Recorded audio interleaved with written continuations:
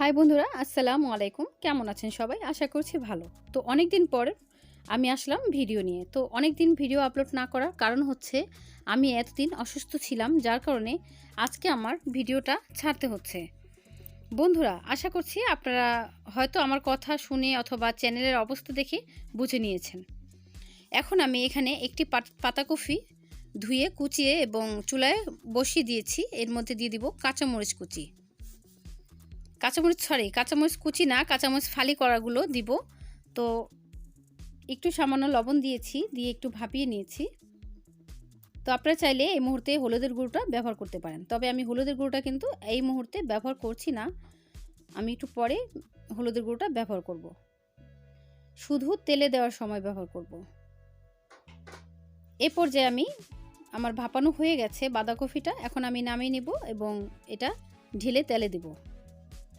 বন্ধুরা, এখানে আমি একটি প্যান বসিয়েছি এবং পর্যাপ্ত পরিমাণে সরিষার তেল দিয়ে নিচ্ছি। আশা করছি দেখে বুঝতে পেরেছেন এটা আমি ভাজির জন্য করছি। তো এই রান্নাটা আমি ভাজির জন্য করব ঠিকই, কিন্তু খেতে কিন্তু অসাধারণ হবে। তো এই মুহূর্তে আমি পেঁয়াজ কুচি দিয়ে দিচ্ছি এবং নেড়েচেড়ে ভালোভাবে মিশিয়ে নিচ্ছি। তারপর আমি দিয়ে দিব দুটো তেজপাতা, আর চাইলে আপনারা গোটা জিরাও ব্যবহার করতে পারেন। তো আমি গোটা জিরা অথবা জিরে গুঁড়ো কোনোটাই কিন্তু ব্যবহার করছি না আপাতত। আমি এটা স্মেল বা ফ্লেভার যাই বলেন না কেন আমার কাছে অসহ্য লাগে। আপনারা চাইলে এটা ব্যবহার করতে পারেন, তবে রান্নায় কিন্তু অসাধারণ একটি ঘ্রাণ চলে আসবে। বন্ধুরা, পেঁয়াজ কুচি দেওয়ার পরে আমি তেজপাতা দুটো দিয়ে দিয়েছি। এই পর্যায়ে আমি দিয়ে দিব কিছু বড়ি গুঁড়ো করে নিয়েছি। এটা কিন্তু আমাদের ডালের বড়ি, আমরা বাড়িতে এটা হাতে তৈরি করেছি। এটা দিয়ে পাতাকপিটা ভাজি করলে খুবই একটা এক্সট্রা ঘ্রাণ এবং এক্সট্রা একটু স্বাদ যোগ হবে এর সাথে। আশা করছি আপনারা বাসায় ট্রাই করে দেখতে পারেন বন্ধুরা। এই রান্নাটা কিন্তু অসাধারণ লাগে।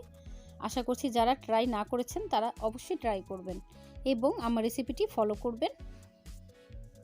সাবস্ক্রাইব অবশ্যই করবেন। সাবস্ক্রাইব করতে কিন্তু বন্ধুরা ভুলবেন না। এবং ধুয়ে রাখা বাঁধাকপি ভাপিয়ে রাখা এগুলো আমি এখন এখানে দিয়ে দিব। অতিরিক্ত ভাজবো না, যার কারণে তিতে তিতে ভাবটা চলে আসবে। তো বন্ধুরা, আমি সবগুলো বাঁধাকপি এর মধ্যে দিয়ে দিয়েছি, দিয়ে নেড়ে চেড়ে মিশিয়ে নিব এখনই। বন্ধুরা, ডালের বড়িগুলো কিন্তু আমি পাটা এবং পুতো দিয়ে হালকা একটু ভেঙে নিয়েছি। আপনারা চাইলে ভেঙে নিতে পারেন। আর দিয়ে দিলাম হলুদ গুঁড়ো।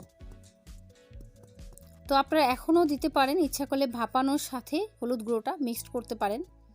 যখন আপনারা ভাপে বসাবেন তখনই কিন্তু হলুদ গুঁড়োটা মিশিয়ে নিতে পারেন, অথবা তেলে দেওয়ার সময় হলুদ গুঁড়োটা তেলেও ছেড়ে দিতে পারেন।